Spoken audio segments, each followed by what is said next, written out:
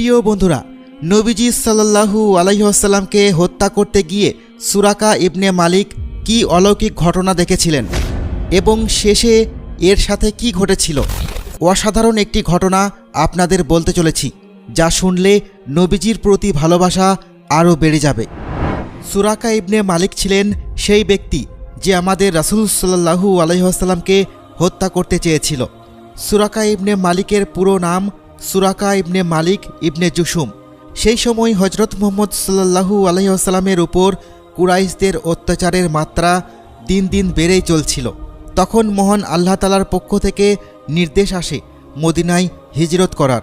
আল্লাহর আদেশ মোতাবেক গভীর রাতে হজরত মুহাম্মদ সাল্লাল্লাহু আলাইহি ওয়াসাল্লাম ও তাঁর সঙ্গী হজরত আবু বকর রাদিয়াল্লাহু তাআলা আনহুকে সঙ্গে নিয়ে বেরিয়ে পড়েন মদিনার উদ্দেশ্যে।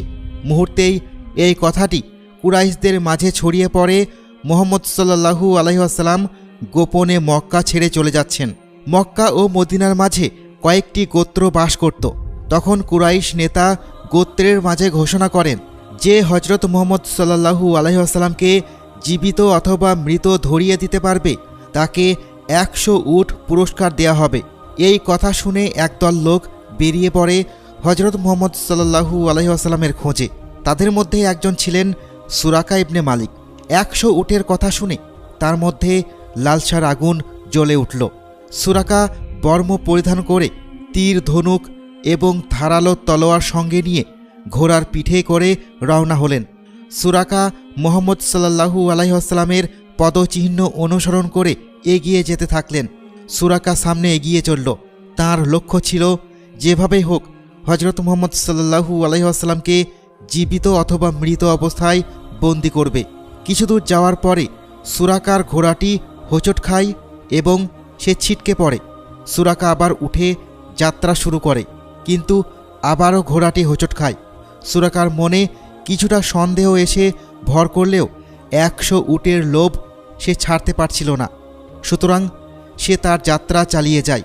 যখন সুরাকা হজরত মুহাম্মদ সাল্লাল্লাহু আলাইহি ওয়াসাল্লাম ও তার 2 ভ্রমণ সঙ্গীর নিকটে গিয়ে পৌঁছালো, তখন সে তাদের লক্ষ্য করে ধনুক তাক করল, কিন্তু সঙ্গে সঙ্গে তার হাত অসাড় হয়ে গেল।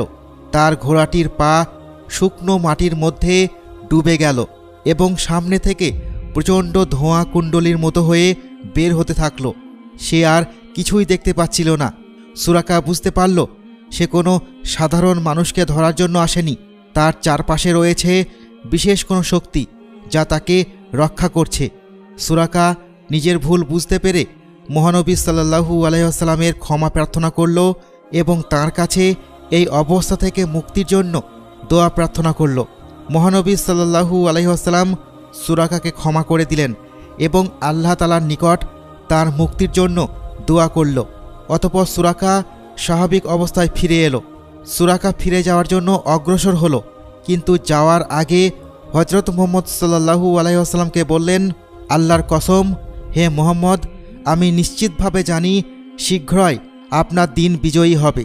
আমাকে আপনি ওয়াদা করুন, আমি যখন আপনার সাম্রাজ্যে যাব আপনি আমাকে সম্মান প্রদান করবেন, আর এই কথাটি চুক্তিপত্র হিসেবে লিখে দিন। রাসূল সাল্লাল্লাহু আলাইহি ওয়াসাল্লাম আবু বকরকে লিখতে বললেন। তিনি একখণ্ড হাড়ের উপর কথাগুলো লিখে সুরাকার হাতে দিলেন। এবার সুরাকা প্রস্থানের জন্য অগ্রসর হলেন। ঠিক তখনই রাসূল সাল্লাল্লাহু আলাইহি ওয়াসাল্লাম বলে উঠলেন, হে সুরাকা, কেমন হবে সেই দিন যেদিন তোমার হাতে কিসরার বালা এবং রাজকীয় পোশাক পরিধান করবে? সুরাকা বিস্মিত হয়ে যায়। সে যেন নিজের কানকে বিশ্বাস করতে পারছিল না। কিসরা ইবনে হরমুজ ছিলেন পারস্যের সম্রাট, তখনকার সময়ে সবচেয়ে প্রভাবশালী ব্যক্তিদের মধ্যে একজন। সুরাকা নিজের বিস্ময় যেন কাটিয়ে উঠতে পারছিল না, কিন্তু সে জানত মুহাম্মদ সাল্লাল্লাহু আলাইহি ওয়াসাল্লাম কখনো মিথ্যে বলে না এবং তার ভবিষ্যৎবাণী অবশ্যই সত্য হবে। সুরাকা ফিরে আসলো। ফিরতি পথে সে অন্যান্য গোত্রের লোকেদের দেখতে পেল যারা মুহাম্মদ সাল্লাল্লাহু আলাইহি ওয়াসাল্লাম ও তার সঙ্গীদ্বয়ের খোঁজ করছিল। সুরাকা তাদের উদ্দেশ্যে বলে, তোমরা ফিরে যাও, আমি এই অঞ্চলে বহুদূর তাদের খোঁজাখুঁজি করেছি কিন্তু পাইনি। তার কথা শুনে লোকেরা ফিরে গেল। সময় দ্রুত পেরিয়ে যায়। তখন ইসলামী খেলাফতের দায়িত্ব হজরত উমর রাদিয়াল্লাহু তাআলা আনহুর উপর। তার সেনাবাহিনী পারস্য জয় করে।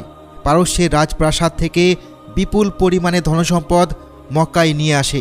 সমস্ত ধনসম্পদ খলিফা উমর রাদিয়াল্লাহু তাআলা আনহুর সামনে পেশ করা হয়।